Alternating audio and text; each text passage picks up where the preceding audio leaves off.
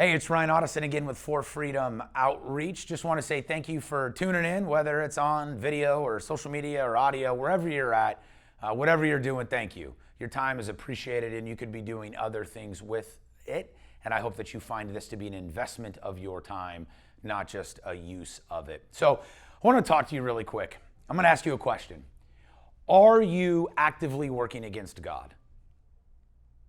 I'm going to ask you again. Are you actively working against God? See, most of us call ourselves Christians. Some of us say, no, man, I work for a ministry. I do this and I do that and I'm this guy and I'm that. Okay. So let me ask you a question. I'm going to ask you again.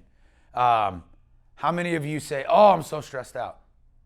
Oh, I got this anxiety. How many pills are you taking right now for mental stuff?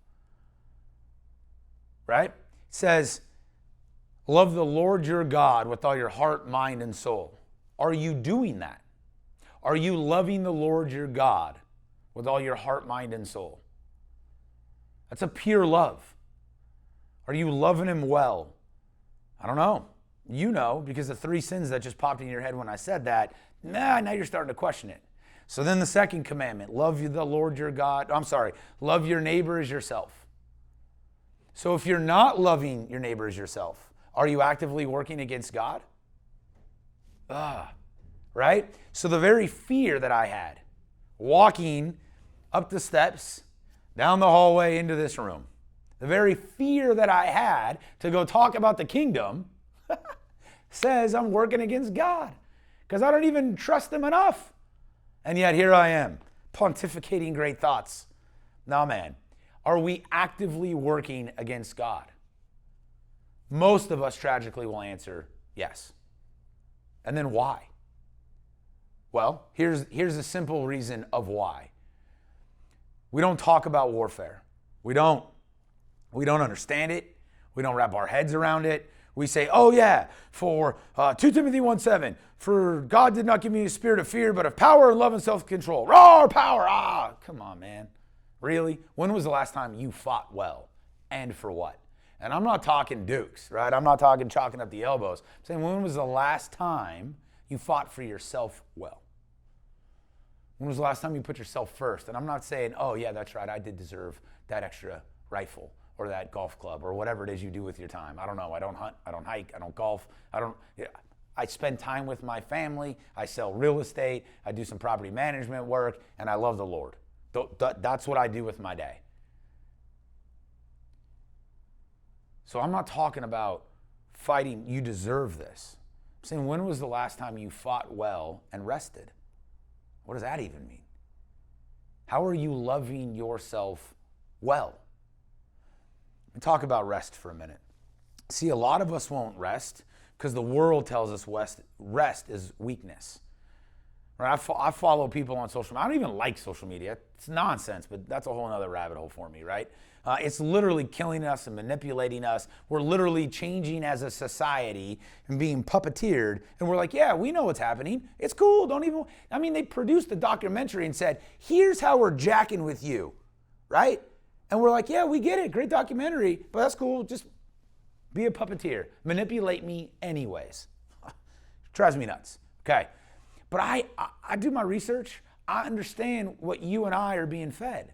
We're being fed, work harder, get up earlier, grind more, don't ever quit, do this, do that. Now, I can argue that there are some very good things about that. What's the motive? What's the why? What's your heart say? See, God knows your motives. So why are you getting up early? I don't know. Are you loving yourself well when you go have beers at lunch? Are you loving yourself well when you step out off the clock and then go step out on your wife? Are you loving yourself well when you hit your kids because you're really just mad at yourself? I don't know. See, I'm an offensive guy. I am. And I've never played a sport in my life. I almost made a joke about it. I guess I've offensive or offensive. Either way I'm in. But I'm a guy. I want to move, right? I'm going to start getting a little excited. I want to move, right? I feel like the tide is with us right now. I feel like the wind is at our back. The sails are full. The beachhead is clear, right? We're getting ready to disembark and we're getting ready to go.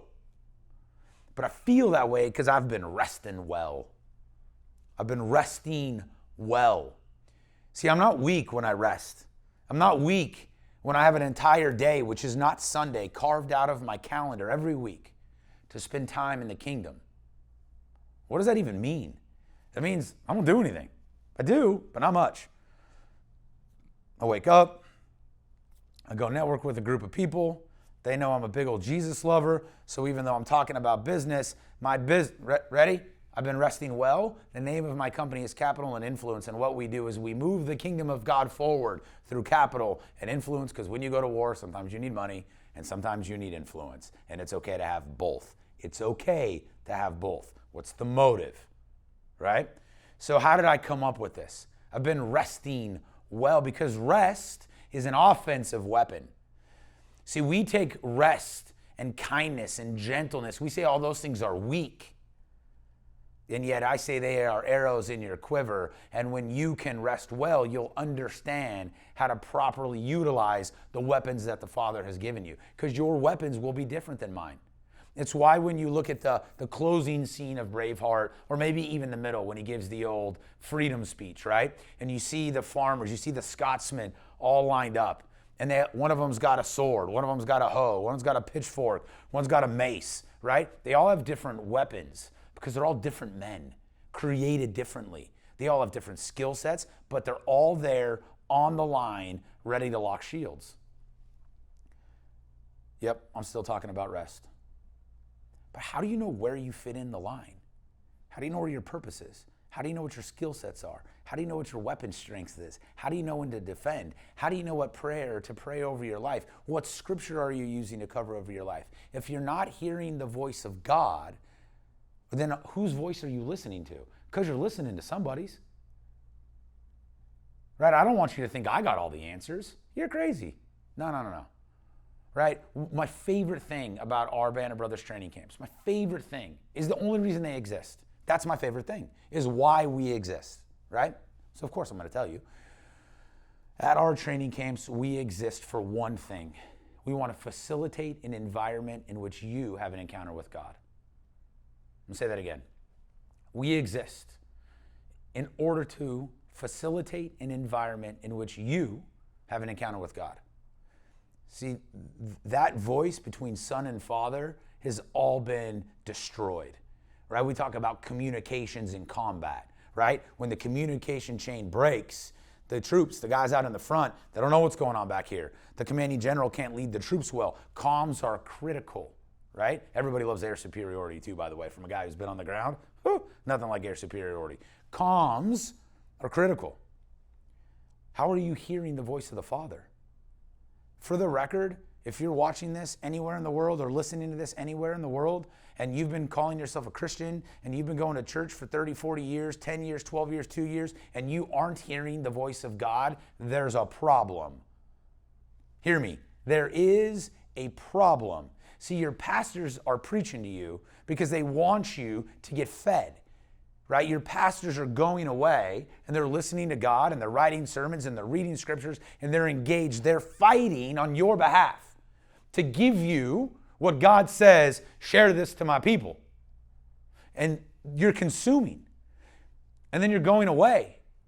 But the idea is to consume, to go get your own time with God, to rest in His presence, to say, okay, Father, this is what I'm hearing from my pastor. This is what I'm wrestling with. Tell me what to do, God. Tell me what to do, Father. But if you're never resting, how do you hear the voice? I really do wish. I really, really wish sometimes I would hear this. This is me opening the heavens, right? And God would say, Ryan, I need you to go left. And I need you to do this. Like, that would just be cool. I got to be honest with you. It really would. And I used to think God spoke to me through the wind, and I used to think it was this eagles. And if you ever see me, ask me to tell you about the 2 eagles story. It's great. And then somebody said, Listen to the gentle whisper of the Father. How do you hear? How do you hear it? You really have to listen. You really have to stop and pause. Because God says, I'm always here. I will never leave you. I will never forsake you. If you seek me, you will find me. If you knock, I will answer. I'm asking you, listen to the voice of the Father. Carve out time. I've been blessed, literally blessed. God's hand had said, hey, we can work this way together. I've asked him for a day, not Sunday. Sunday, I actually want to rest and be present with my family. I want to actually rest on a Thursday. I want to be able to sit down on a Thursday and say, okay, God, where am I going today? And he takes me. I get a call on a Tuesday. Hey, can you meet up with me? Sure, let's chat on a Thursday. Why? Because now, before I meet with people on a Thursday, I can sit in prayer on Wednesday, Thursday morning, I can sit in prayer and I can ask God, what do you want to say to your sons and your daughters? What do we need to share? What's the answer? What is there no problem? Do they just need a hug? Right? But I can rest now and I can hear the Father. And so when we talk about warfare, when we talk about having to carve out time, you're going to have to fight for that. That's going to be an offensive movement. You're going to have to put actual practical time blocking things around your schedule to carve out white space. Hey, listen, I get it. I've been blessed by the Father to be able to carve out a Thursday. That's pretty rare, right? I get it. Carve out an hour. Carve out 5 minutes. If you would do me a favor, do this challenge. You can either use the little stopwatch or timer thing on your phone. You can go download an app called Pause, right? If you're looking for the icon, it's a white square with 2 little black lines that look like the pause button. Go download it from your favorite little store. Go download the Pause app, and it starts with 1 minute. There's a 1, 5, 10, 1, 3, 5, 10, 10 for mental health, and a couple other ones, but you can't get to those until you start with the 1 minute. Because when you start to carve out a minute of time for you to sit in the presence of the Father, the enemy is going to rush. Your phone's going to ring, your email's going to ding, your social media is going to pop. The one thing you've been waiting for, it's going to show up in front of you. Something will always happen. A car will cut you off, you'll have a flat tire, you'll be hungry, you'll think about food, you'll think about all the to-do lists you got to do. The weight of the world will come against you when you try to stop for 1 minute. And then I'm telling you, carve out a day. Now, how is rest an offensive weapon? The devil tried to attack God. And we know that didn't work out so well for the devil, right? Okay. When you rest in the presence of the Father, because he says you can come to the throne room, right? So when you're in the throne room, can the devil get to you? Now, is there going to be little minions and demons and evil spirits and the devil himself trying to pull you away? Are they going to try to, yeah, we already talked about that. And so you're exhausting, think warfare, you're exhausting the enemy's efforts by simply you just heading towards God. You're exhausting the enemy. And then you get there. Now look, every enemy I've ever come up against in the world, right? Whether my time in the Corps or my time as a police officer, every enemy I ever came up, eventually they're going to punch. You're going to get in. There's the Father, right? Oh, I'm in the throne room. And they're going to keep lobbing artillery, mortars, right? Direct fire weapons. They're going to start coming at you. Those are the distractions we just went through. The more and more you get into the presence of the Father, the enemy gets tired and exhausted and worn out and goes away.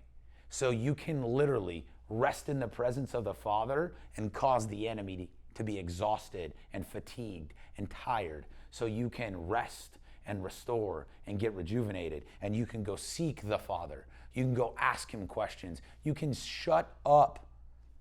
Try that. You can shut up for 60 seconds and hear the voice of God.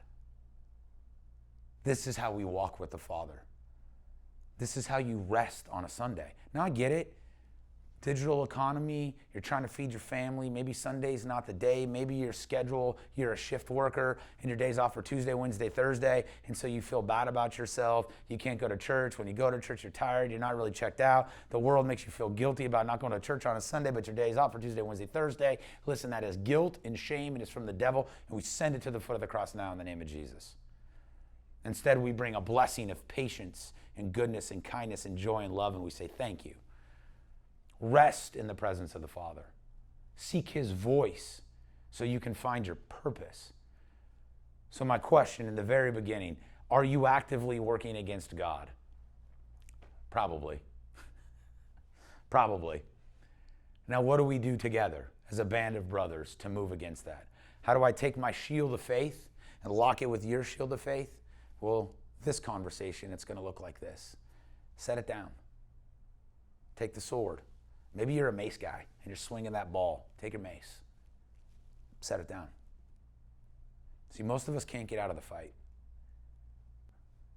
I've lost a lot of buddies who can't get out of the fight. And I don't just mean on the sands of foreign soils.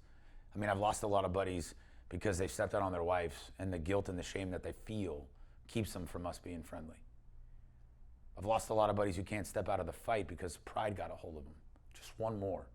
And they've lost ministries. They've lost churches. I've lost friends more than I care to count because they couldn't get out of the fight. And the fight is exhausting sometimes. And so the only way out was suicide.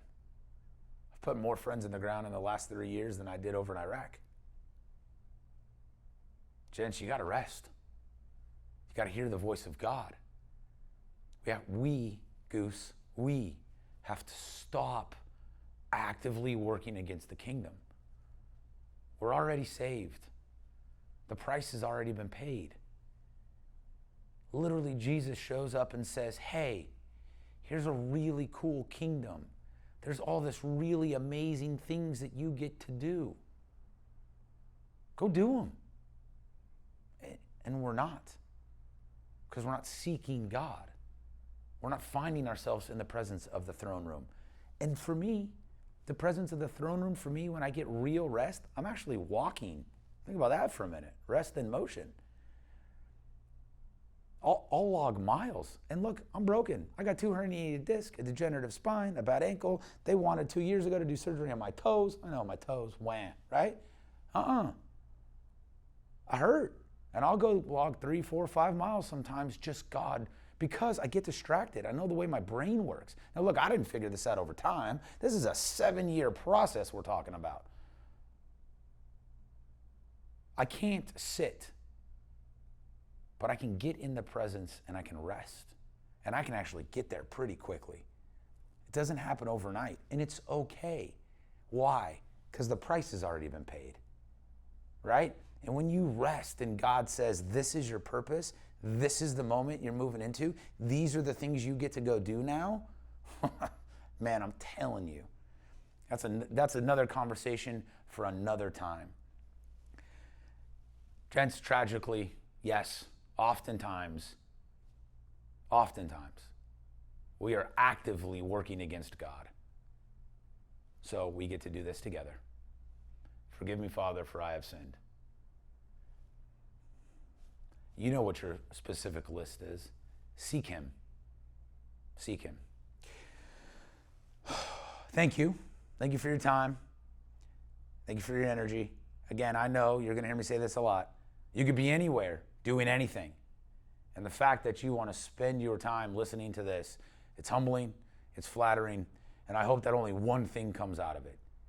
You get to know God better and you start to live your purpose.